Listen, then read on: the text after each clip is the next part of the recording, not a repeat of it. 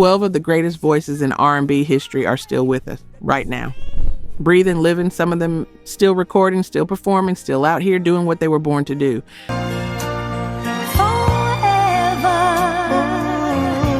And I promise you, at least 3 names on this list are going to stop you cold. Because somewhere along the way, the world just assumed they were gone. The industry moved on. The tributes never came. But these legends didn't need a goodbye. They were too busy still being alive.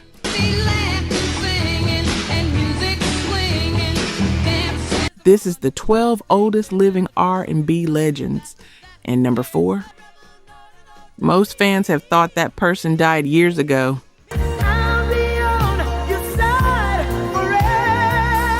Number 12, Gladys Knight, 81 years old, born May 28, 1944.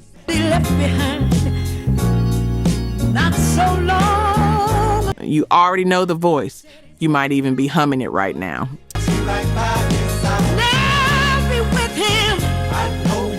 Gladys Knight, 81 years old and still commanding every stage she steps on.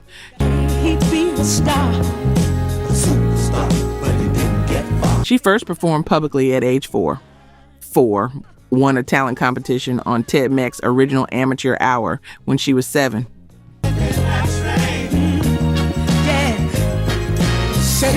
By the time she was 8, she'd already formed the Pips with her brother Merrill and 2 cousins. That was 1952. Think about that for a second.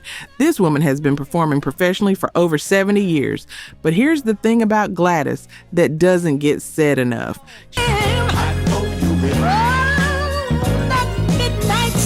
She didn't just have hits. She had hits that became the actual soundtrack of Black American life.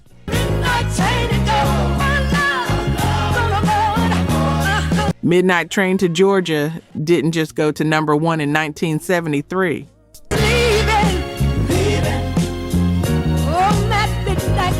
It became shorthand for something real. That pull between ambition and home, between who you're trying to become and where you come from. And Gladys sang it like she'd lived every word, because she had. I'd rather live in his world. And when Motown kept pushing the Supremes to the front of everything, Gladys and the Pips were outselling them on some records. What's left of this world? Berry Gordy just wasn't promoting them the same way. She's talked about that, not bitterly, just honestly. She knew what she had. She didn't need anyone to validate it. Neither one of us. I've got to use my imagination. Best thing that ever happened to me. Those records spoke for themselves.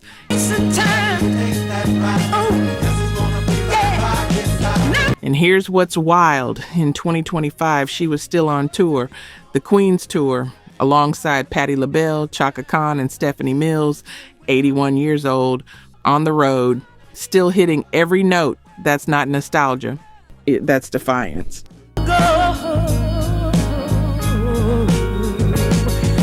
Number 11, Diana Ross, 81 years old, born March 26, 1944. There's only you in my life. Diana Ross doesn't need an introduction, but she might need a correction. Because people talk about Diana like she's a memory, like she's frozen in some glamorous photograph from 1966. She's not. She's 81, and she's still Diana Ross. I can't resist your charm. Here's what people forget about Diana. Before she became a solo icon, before Ain't No Mountain High Enough, before I'm Coming Out, she was one of 3 girls from the Brewster Douglas housing projects in Detroit who walked into Motown at age 15 and didn't stop climbing until they were the biggest girl group in history.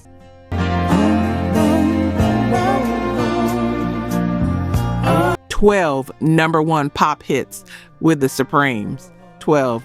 And she sang lead on every single one.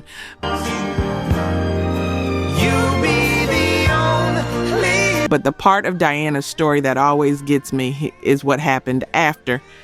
Because leaving the Supremes in 1970 was a risk nobody thought would pay off.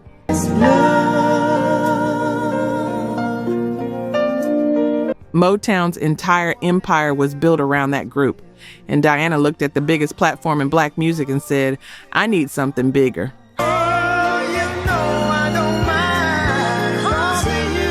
Her first solo #1 came that same year. Ain't No Mountain High Enough. Then came Touch Me in the Morning. Then Love Hangover.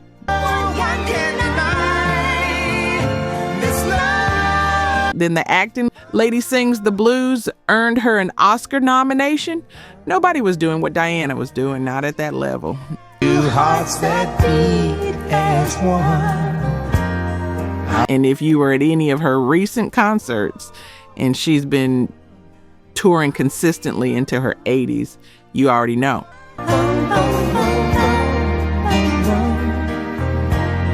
The gowns, the presence, the voice that's changed with time but never lost its power. Diana Ross is not a relic. She's a reminder that some people don't decline, they just keep becoming.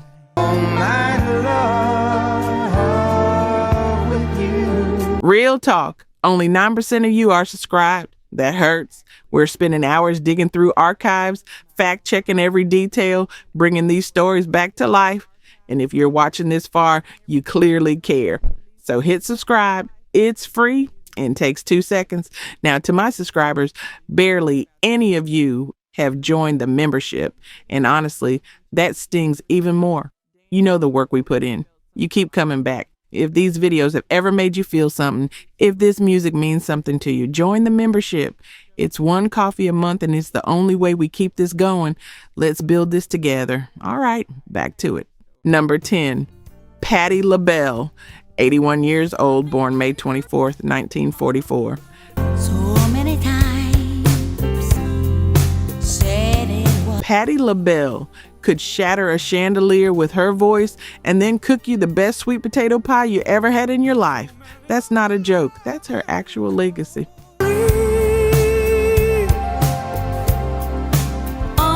And at 81, both sides of that equation are still fully operational.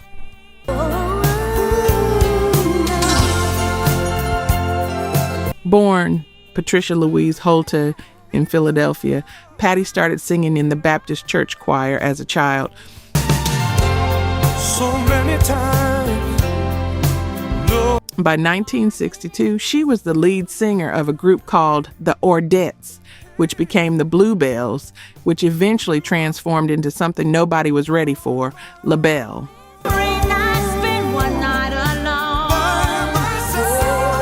That group went from doo-wop to funk to glam to rock in the span of a decade.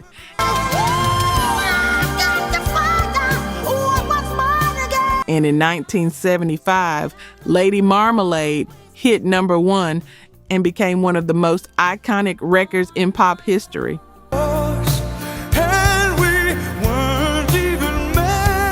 Voulez-vous coucher avec moi ce soir? Patti didn't just sing that line. She owned it. But here's the part that always sticks with me.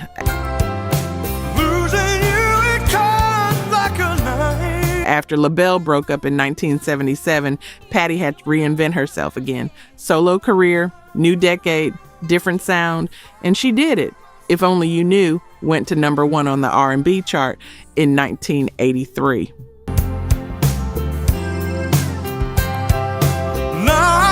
New Attitude became an anthem in 1984.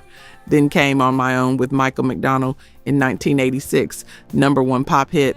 I wish that we could do it all again. She didn't just survive the transition, she thrived.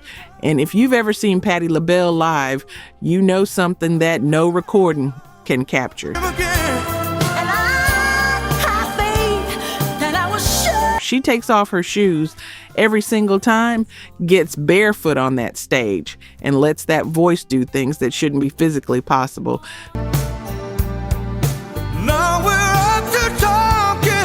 She's been doing that for decades, still doing it at 81.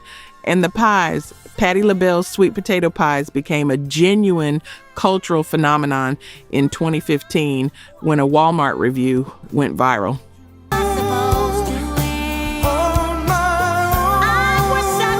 She sold out in every store, every single one, because that's Patti. She'll wreck you emotionally with a ballad, then feed you, and somehow both feel like love. Promises never should be spoken. Number 9, Martha Reeves, 84 years old, born July 18th, 1941.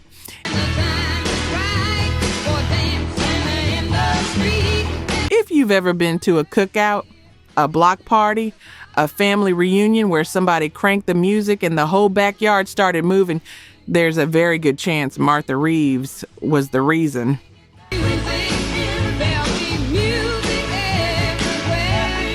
Dancing in the Street wasn't just a song in 1964, it was an instruction. And 60 plus years later, people are still following it.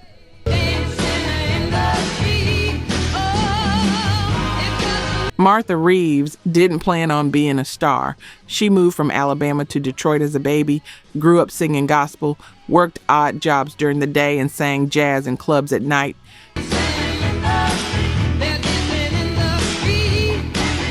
She showed up at Motown to audition and ended up answering phones, literally became a secretary at Hitsville, USA.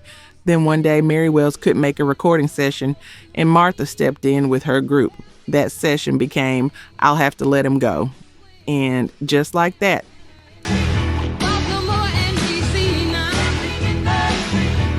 Martha and the Vandellas were born.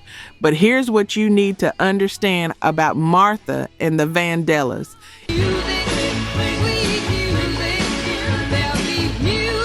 In a roster that included the Supremes, the Temptations, and the Four Tops, they held their own.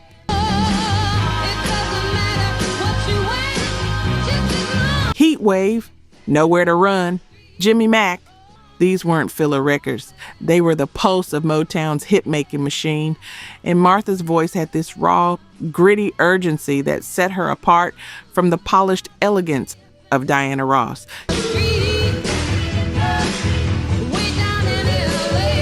She wasn't trying to seduce you. She was trying to reach you.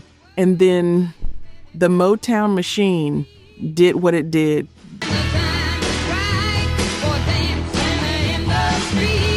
The Supremes got the spotlight.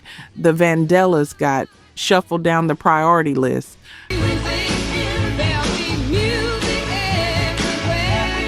Martha has spoken openly about that, about feeling sidelined, about the politics of Hitsville, but she never stopped. She went solo. She served on the Detroit City Council from 2005 to 2009.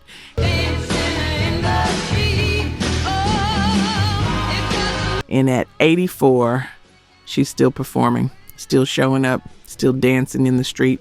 The Rock and Roll Hall of Fame inducted her in 1995.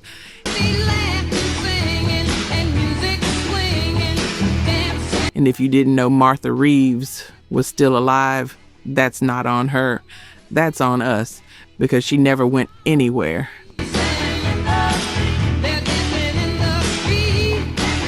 Number 8, Darlene Love, 84 years old, born July 26, 1941.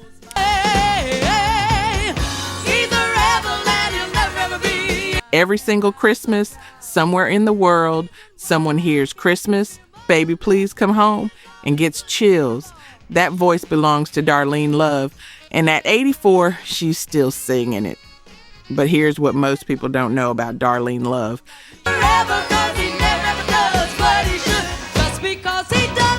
She sang lead on He's a Rebel, one of the biggest hits of 1962.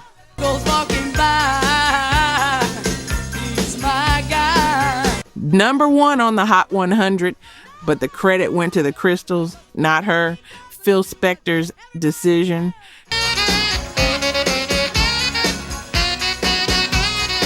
She also recorded the original lead vocals for Da Do Ron Ron. Spector replaced her at the last minute. Then she sang He's Sure the Boy I Love. That got credited to the Crystals too.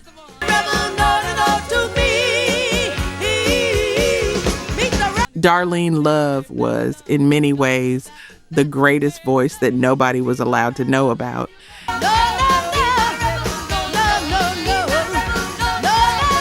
And that's what makes her story so devastating and so triumphant at the same time.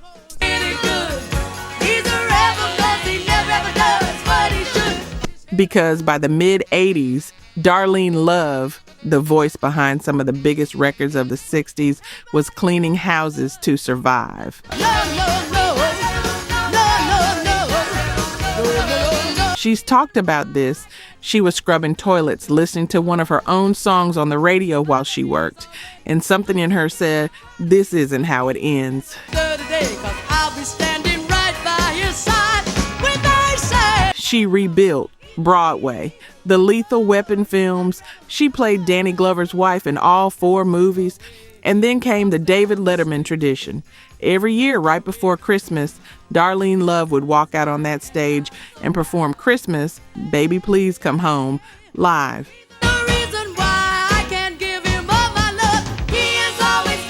It became one of the most beloved traditions in television history.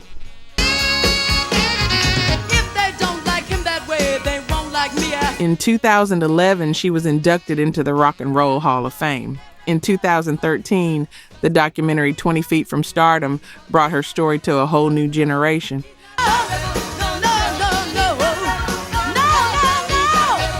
She performed the song again at the 2025 Macy's Thanksgiving Day Parade at 84.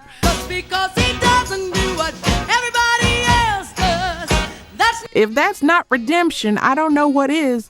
Phil Spector stole her name, but he couldn't steal her voice, and that voice is still here.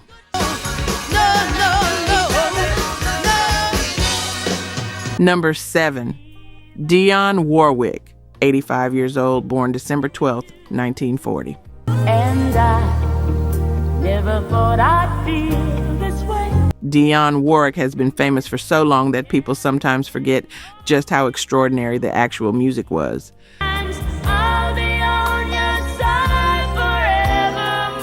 Because before the memes, before the Twitter icon era, before the Psychic Friends network, there was a voice that Burt Bacharach called the only voice I trusted to deliver my songs.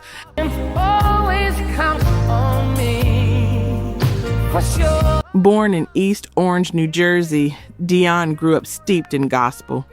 Her mother managed the Drinkard Singers, one of the premier gospel groups in the country.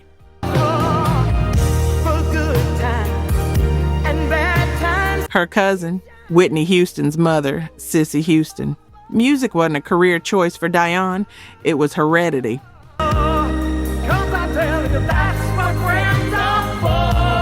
By the time she connected with Burt Bacharach and Hal David in 1962, she was 21 and already singing backup sessions in New York studios.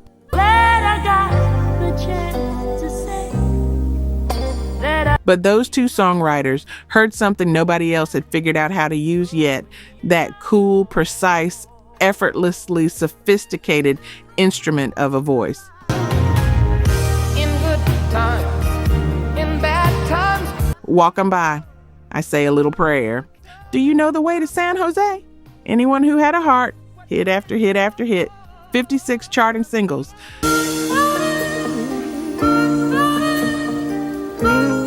More than any female solo artist in the 60s and 70s, and the Bacharach David material was impossibly complex.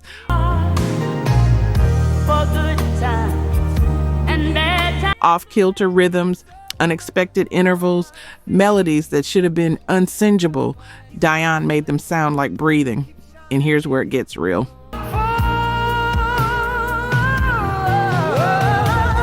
When Burt Bacharach walked away from their partnership in the early 70s, Dionne's career went into freefall. And as far as I'm concerned, she sued him. She sued Hal David. She fought to survive a drought that lasted nearly a decade. And then, in 1982, Heartbreaker brought her back. For the times when we were apart, in 1985, That's What Friends Are For, recorded for AIDS research, went to number 1 and won a Grammy.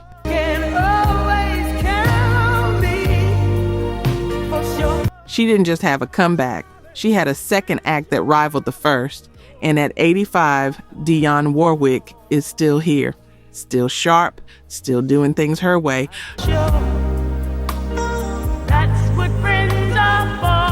Her recent presence on social media proves something the music always suggested.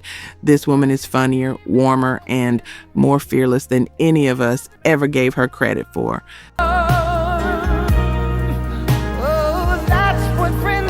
Number 6, Smokey Robinson, 85 years old, born February 19th, 1940.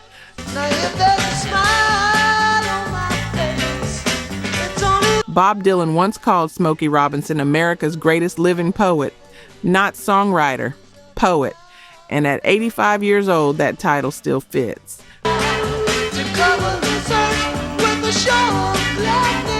William Smokey Robinson Jr. grew up in Detroit's North End neighborhood. He was writing songs before he was old enough to drive.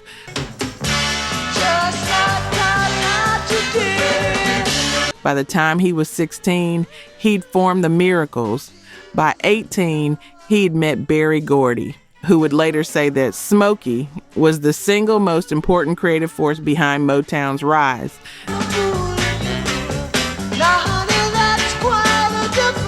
That's not a small claim. That's a man saying, this one person is why the whole thing worked.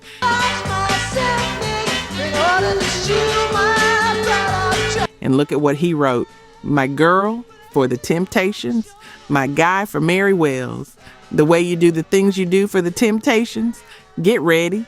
Ain't that peculiar for Marvin Gaye?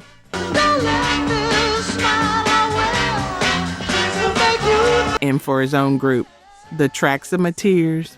Ooh, baby, baby, you've really got a hold on me.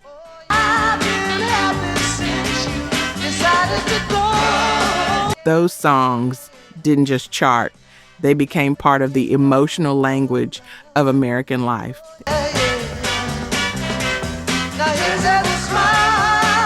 If you've ever been in love, been heartbroken, been somewhere between the two, and couldn't quite name what you were feeling, Smokey already wrote a song about it, but here's what always gets me.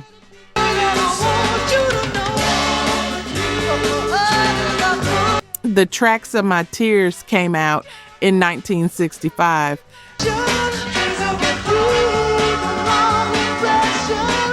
That song has a line, my smile is my makeup I wear since my breakup with you. That's not a lyric, that's literature. And the man who wrote it is still alive, still performing.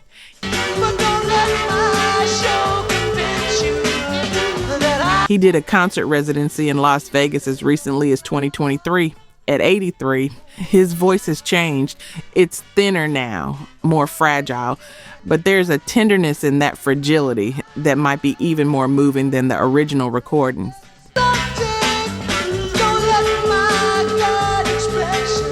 Some things don't need to be what they were to still be beautiful. And Smokey knows that.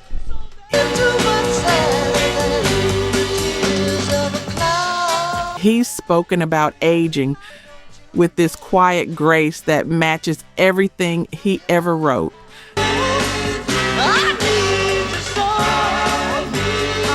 No bitterness, no need to prove anything, just a man who gave the world some of its most perfect songs, still here to hear them played.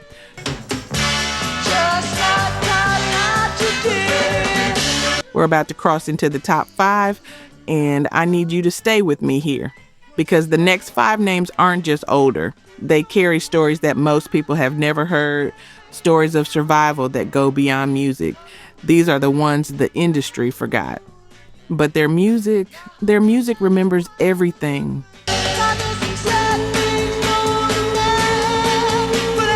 Number 5, Candi Staton, 85 years old, born March 13th, 1940. What's the sense in sharing this one and only life? If you've ever heard Young Hearts Run Free at a wedding, a party, anywhere, you felt something. Ooh, young hearts. That rushing, desperate, joyful feeling of someone begging you to protect yourself from heartbreak, even while the music makes you want to fall in love.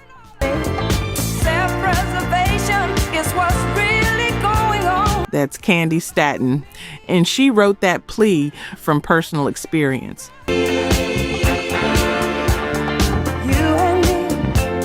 Born in Hansonville, Alabama, Candi started singing gospel with her sister in a group called the Jewel Gospel Trio when she was just a child.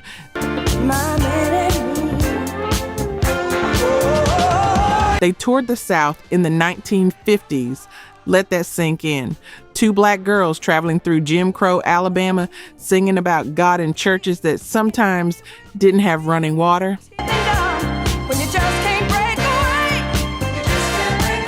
That's where this voice came from. Not a studio, not a label, the road.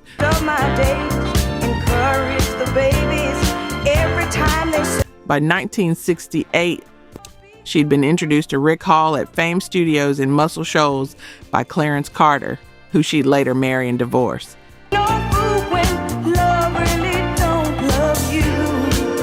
And at Fame, Candi became the first lady of Southern Soul.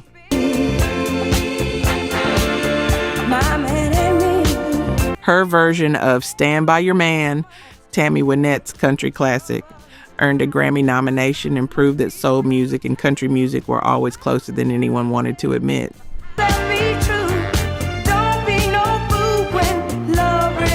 She followed it with In the Ghetto, He Called Me Baby, and a string of deep Southern soul records that should have made her a household name.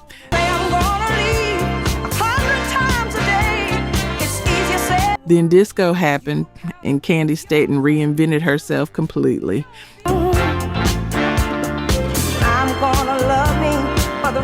Young Hearts Run Free hit #1 on the R&B chart in 1976.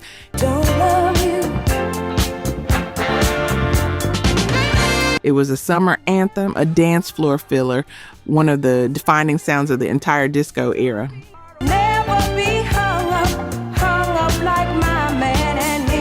But the lyrics, those lyrics were about her abusive marriage. She was singing about survival disguised as celebration, and millions of people danced to it without ever knowing.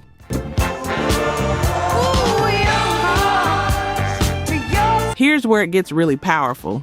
In the 1980s, Candi walked away from secular music entirely, went back to gospel, recorded 12 gospel albums, founded a ministry.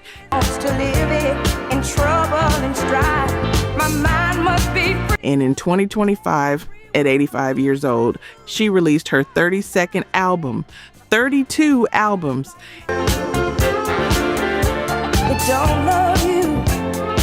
It earned her first Grammy nomination in 40 years. She did a duet with Stax legend William Bell on that record.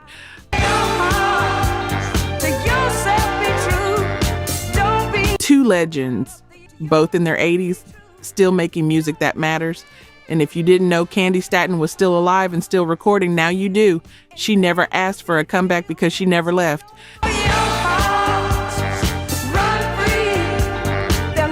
#4, Gene Chandler, 88 years old, born July 6, 1937. As I walk through this world. And here it is, the one the title promised you, Gene Chandler, the Duke of Earl.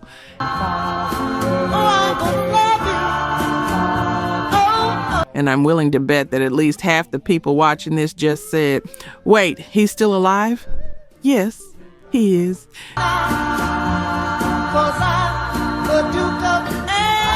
Gene Chandler is 88 years old.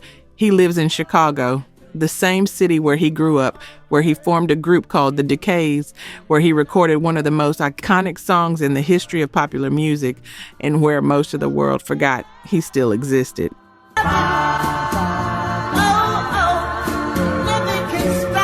Duke of Earl came out in January 1962.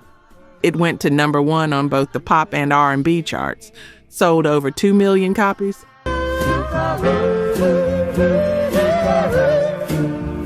Gene performed it wearing a cape, a monocle, a top hat, and carrying a cane. He was 24 years old and the biggest thing in music.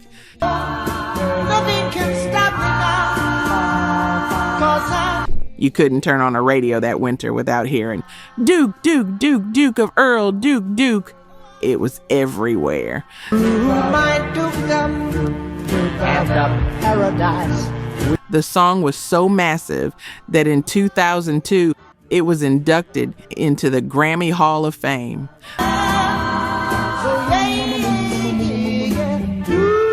The Rock and Roll Hall of Fame named it one of the 500 songs that shaped rock and roll. But here's what most people never learned.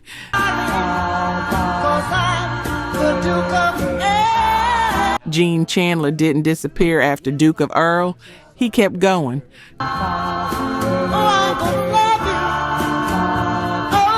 Curtis Mayfield wrote and produced some of his mid-60s hits. Just Be True, Nothing Can Stop Me, Rainbow.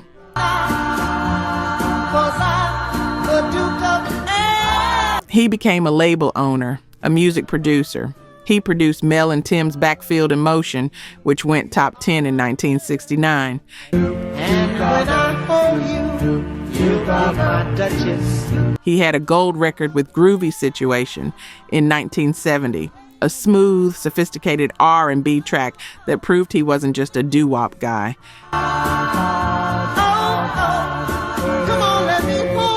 He became an executive vice president at Chi Sound Records.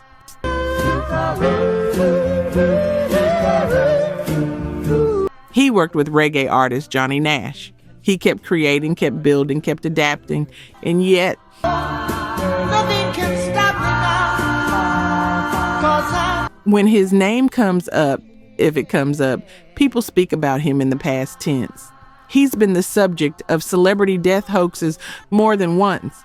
my dukedom and the paradise. Fans have written tributes to him as if he's already gone. In 2016, the city of Chicago named a street after him, Gene Chandler, Duke of Earl Way. As I walk through this world. You know what that means? It means his city remembers, even if the world doesn't. And the man himself, he's 88, still in Chicago, still the Duke, still very much alive. And if hearing that surprises you, that's not his failure. That's ours.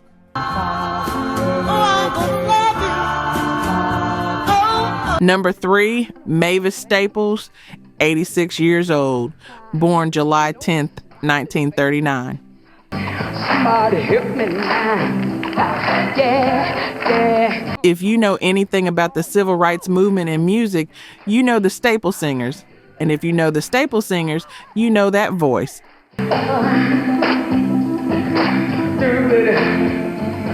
That deep, husky, impossibly powerful voice that sounds like it was forged in something holy. That's Mavis Staples. And at 86, she's the last one standing. Her father, Roebuck Pops Staples, started the group in Chicago in the late 1940s.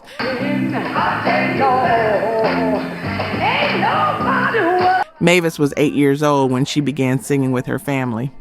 8.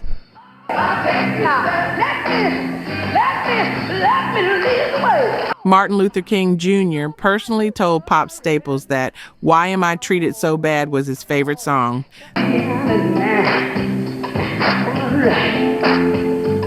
The Staple Singers didn't just soundtrack the movement, they were part of it. They sang for freedom. Not metaphorically, literally.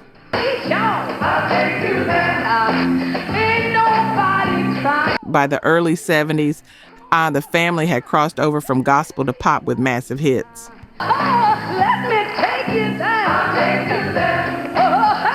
Respect Yourself, I'll Take You There. Number 1 pop and R&B in 1972.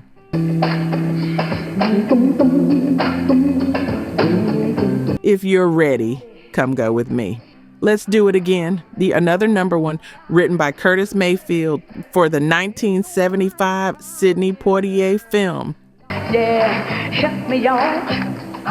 Yeah. These weren't just singles, they were statements. Every one of them carried the weight of a family that had been singing about justice since before it was fashionable.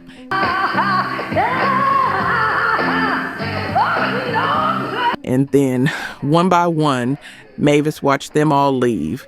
Her sister Cleotha passed in 2013, her sister Yvonne in 2018, her brother Purvis in 2021, her father Pops passed in 2000. Mavis is the last surviving member of the Staples Singers, the last voice from that circle, and she didn't fold. I know a place. She built one of the most remarkable late career runs in music history. Somebody help me now. Yeah. Working with producers like Jeff Tweedy of Wilco, Mavis released a string of critically acclaimed solo albums. You Are Not Alone won the Grammy for Best Americana Album in 2011.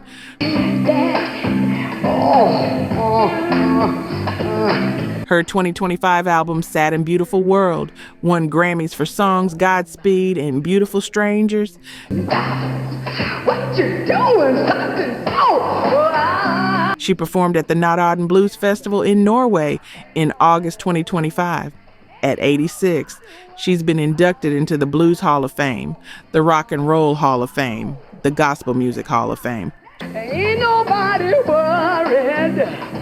No. She's a Kennedy Center honoree, and she's touring into 2026 with dates at the Chicago Theater, the Ryman Auditorium, and the Beacon Theater in New York. Somebody good now. Some artists age out. Mavis Staples aged in. And that voice, the one that sang for King, that sang for freedom, that sang through loss after loss after loss, is still here. If that doesn't move you, check your pulse. Let me take you down. Number 2, William Bell, 87 years old, born July 16, 1939.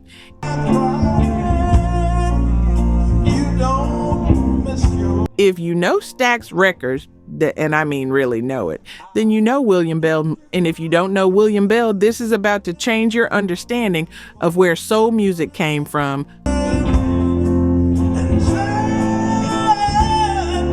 William Bell was one of the very first artists to record at Stax Records in Memphis. Not one of, the first wave. But now you've left me. Before Otis Redding broke through, before Sam and Dave, before Isaac Hayes and David Porter started their legendary run, William Bell was already there, laying the foundation.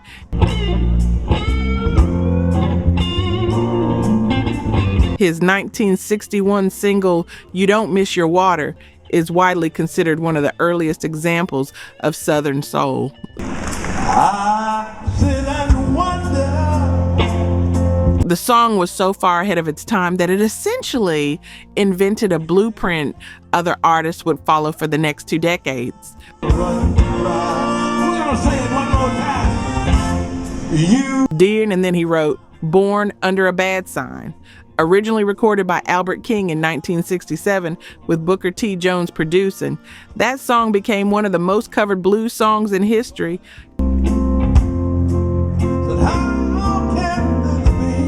Cream covered it, Jimi Hendrix played it, Homer Simpson sang it, and William Bell wrote it with Booker T at a kitchen table. Just 2 guys from Memphis trying to capture a feeling. That feeling ended up in the Rock and Roll Hall of Fame's permanent collection. But here's the part that gets to me.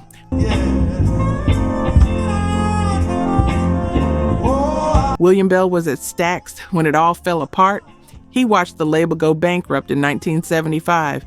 He saw the building get sold. He experienced the erasure of an entire musical empire.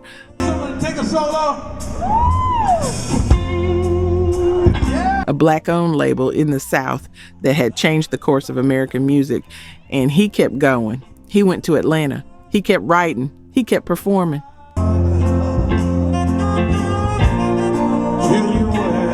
During and in 2016, at age 77, he released This Is Where I Live. That album won the Grammy for Best Americana Album. Think about that.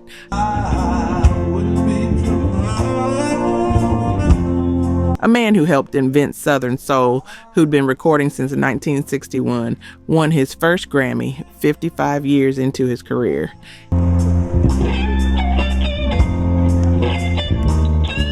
And he didn't win it for a comeback album. He won it for being exactly who he always was.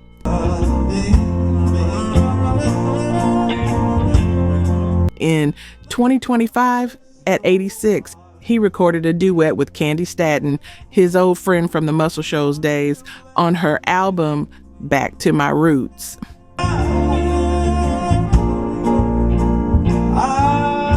Two legends, both still recording, both still relevant, not because the industry came back for them, because they never stopped being essential.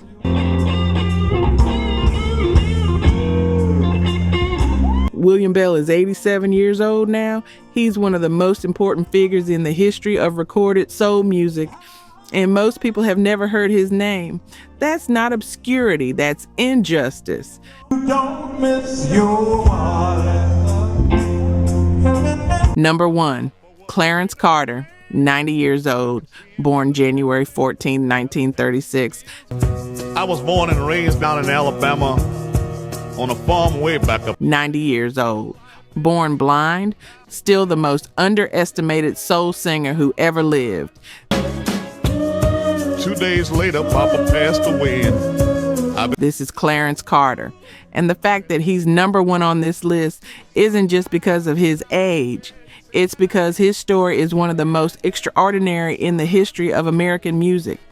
And almost nobody tells it. I was going through, 'cause every day I had to work the field. Clarence George Carter was born in Montgomery, Alabama on January 14th, 1936, blind from birth. Oh, I can still hear Papa's voice say, "Patches, I'm..." He grew up in a sharecropping family in the Jim Crow South. He learned a guitar by listening to John Lee Hooker and Lightning Hopkins records. Called me to his dying bed, put his hands on my shoulders, and in tears he said, He attended Alabama State College, where he earned a music degree, transcribing and arranging compositions in Braille. Let me say that again. He wrote out musical arrangements in Braille while blind, while black in Alabama. "My son, it's all left up to you." Dean, in the 1950s, the obstacles weren't obstacles to Clarence. They were just the landscape he moved through. But I would remember what my daddy said, with tears in his eyes on his... In 1966, he connected with Rick Hall at Fame Studios in Muscle Shoals. And what followed was one of the most prolific runs of Southern soul ever recorded. It's up to you to do the rest. Slip Away in 1960 made number 2 R&B, number 6 pop. Certified Gold. Too Weak to Fight, number 3 R&B, also gold.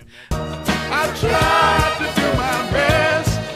It's up to you. Both of those records showcased something nobody else had, this massive, anguished baritone voice layered over the Muscle Shoals rhythm section, one of the tightest backing bands in history. In his hand, see, education he never had. He did one. Clarence didn't just sing over those tracks. He became part of the groove. Felt that I couldn't go on. I wanted to leave, just run away from home. His guitar playing, jazzy, precise, deeply blues-informed, wove in and out of the arrangements like he was having a conversation with the musicians, which, being blind, he essentially was. I was born and raised down in Alabama on a farm way back up. And he couldn't see them. He could only feel them. And that connection, that pure musical intuition, is what makes those records immortal. And then came Patches in 1970. Number 2 R&B, number 4 pop, sold over 1 million copies in 3 days, won the Grammy for Best R&B Song. School, I fed the chickens and I chopped wood too. Sometimes It's the story of a young man whose dying father tells him to take care of the family. Patches, I'm depending on you, son, to pull the family through. I was going through, 'cause every day I had to work the field. Clarence sang it with such conviction that you forgot it was a song. It felt like testimony, like confession. like someone handing you their entire life and trusting you to hold it. But here's the part nobody talks about. Everybody, of course, deep down inside, he was hurt because he'd done all he could. After Patches, the hits slowed down. He left Atlantic Records. He kept recording for smaller labels. She said that was Daddy's strictest rule. So every morning before I went... And in 1986, he released Strokin', a raunchy, funny, completely shameless party track that became a phenomenon in the South. When the times got bad, the little money from the crops he raised. It wasn't a top 40 hit. It was a juke joint hit, a cookout hit, a song that got played at every function below the Mason-Dixon line for the next 40 years. I thought I was carrying the weight of the whole world on my shoulders. And you know, Mama knew what. Clarence Carter, the man who won a Grammy for a song about family obligation, also gave the world one of the raunchiest tracks in R&B history, and he was completely unapologetic about it. To the ground when he tried to get up, life would kick him back down one day, Papa. And here's where we are now. Clarence Carter is 90 years old.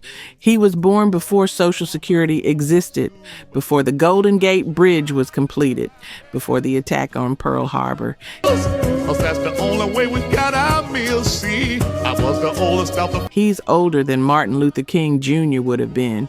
He's outlived nearly every peer he ever shared a stage with. And he did it all without sight.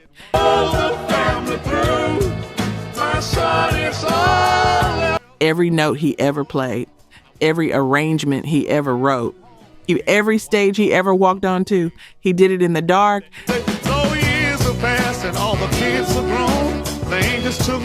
That isn't just longevity, that's something closer to a miracle. Clarence Carter, 90 years old, blind since birth, still the Duke of Muscle Shoals, still here.